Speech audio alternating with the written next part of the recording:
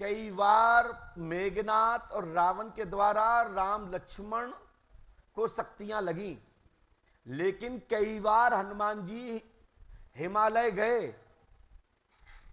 बोटियां लेके आए, लेकिन एक बार ऐसी आवश्यकता कैसे पड़ी कि जिसमें सुकेन वेद का ही सहयोग लेना पड़ा। हनुमान जी एक बार नहीं गए हिमालय, कई बार गए, और कई बार ऐसी शक्तियां लगी कि जो तो कुछ भी नहीं थी। हनुमान जी महाराज ने छुटकारा दे दिया। हनुमान राम लक्ष्मण जी और राम जी को भी एक साथ शक्ति लगी थी साहब। नाग फांस में फांस लिया तो हनुमान जी जाते हैं, गरुड़ जी को लेके आते हैं। जो मोर देखते सो है, गरुड़ जी की सवारी काय पे है?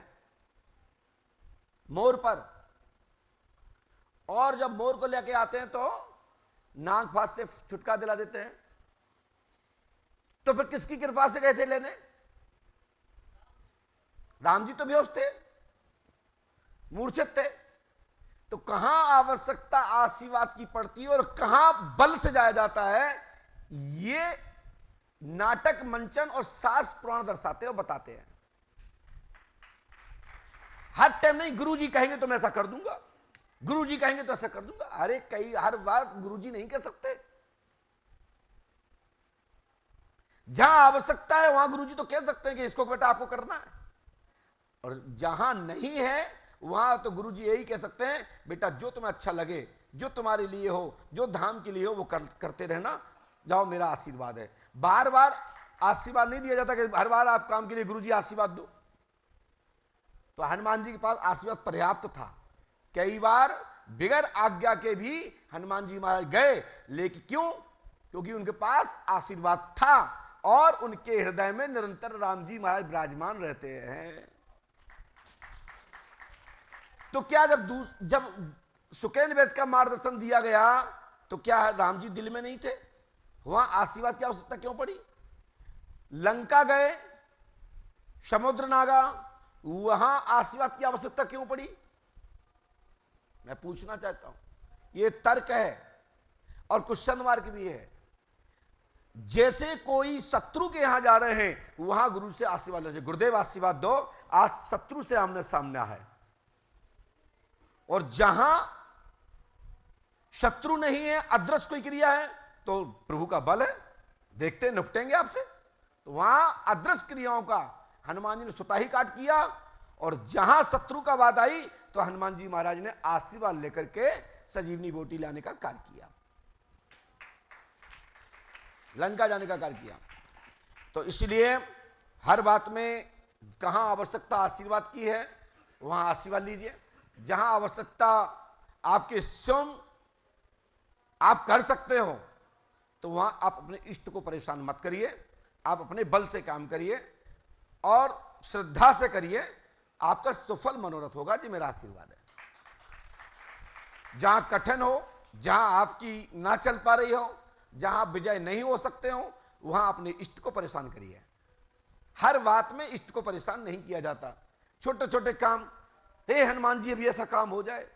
अब काम क्या था कि 10 रुपया गिर गए बाहर, हे हनुमान जी 10 रुपया मिल जाए हमारे। अभी हनुमान जी 10 रुपया ढूंढ जाए, अरे 10 रुपया तो तुम ही ढूंढ सकते थे। हे हनुमान जी हमारे कपड़ा नहीं सूख रहे, गीले हैं, अब क्या करें? हे हनुमान जी रक्षा करिए सूख जाए। बताओ कपड़ा सुखाए हनुमान जी आए? मेरे को समझाने का मतलब यह है कि जहां आवश्यकता है वहीं पर अपने इष्ट को परेशान कीजिए। बार बार आप छोटे मोटे काम में इष्ट इष्ट इष्ट इष्ट, जब वास्तविक जरूरत पड़ेगी ना तो इष्ट भी कहेगा ये नालायक आदमी रोज परेशान करता है, कुछ काम का नहीं, और कहता है चाय में कुछ है तो नहीं, ये हनुमान जी ध्यान करियो। तो जहां कठिन हो, संकट हो, और जहां नहीं टलता दिख रहा हो, आपका दिमाग शून्य हो गया हो, विवेक काम नहीं कर रहा हो, आपके भुजबल थक गए हो, तब अपने इष्ट को याद कीजिए। वहां इष्ट सहायक होगा और 100% आपकी विजय होगी।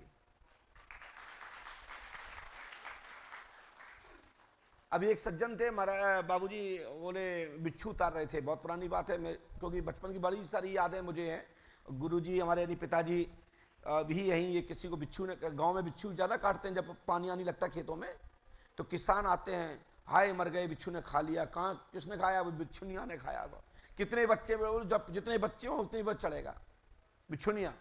और बोले बिच्छू कर गया था साहब। बोले कहाँ का था? मार का बिच्छू था। अरे बहुत खतरनाक जहर। हमसे एक सज्जन थे, बोले गुरुजी आप देख लो। तो पहले हम पहुंचे थे बाद में। एक गांव में एक नियम भी है, ये पुरुषार्थ की चीज़ें हैं, लोगों के भले करने की चीज़ें हैं। भक्तों को यदि आपके पास कोई चीज़ है तो भलाई सब काम त्याग करके, पता लग गया कोई पीड़ित है, कष्ट है, तो अब तो बड़ी बड़ी, अब तो दरबार लगन लगे, जगह जगह थान लगन लगे। नहीं पहले बिलुआ तो एक खबर आती, भैया कक्का चलियो ने, उनको सांप ने खा लिया, सर बाबा ने खा लिया। और बाबा कैसे ही बैठे हो, खाना नहीं खाते दिन में। बोलने की नहीं पहले मरीज को, क्योंकि हमारे पास व्यवस्था है, तभी वो मंत्र काम करेगा, वो औषधि काम करेगी।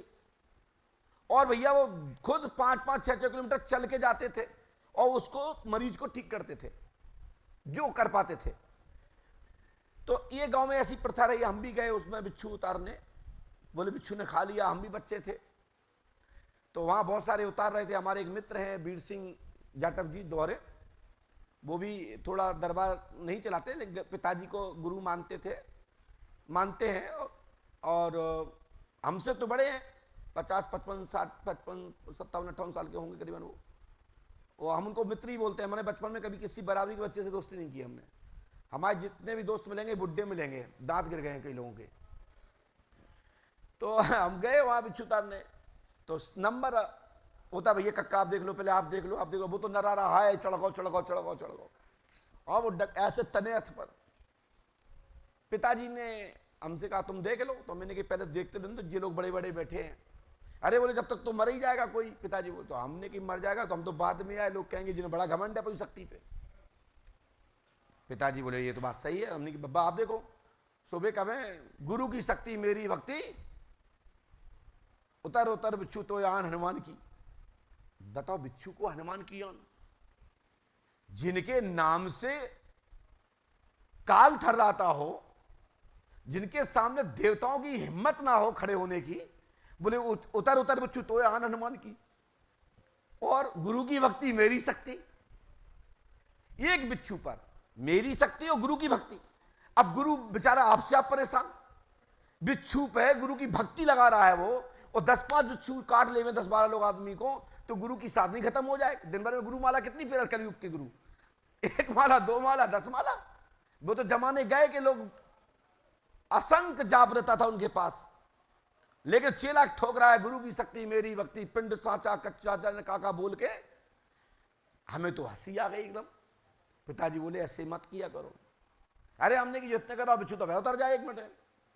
तो एक अनार चाची हैं, मैं आज उनके मोहल्ले में गया था तो वो पुरानी बात याद आ गई। उनके लड़के को काटा था बिच्छू ने। पिताजी बोले तो तुम देख लो। हमने सब लोग कहते हैं देख ले। हमने कहाँ काटा? बोले हाँ। हमने आंखें बंद करो, कहाँ है बिच्छू? बोले है ही नहीं है।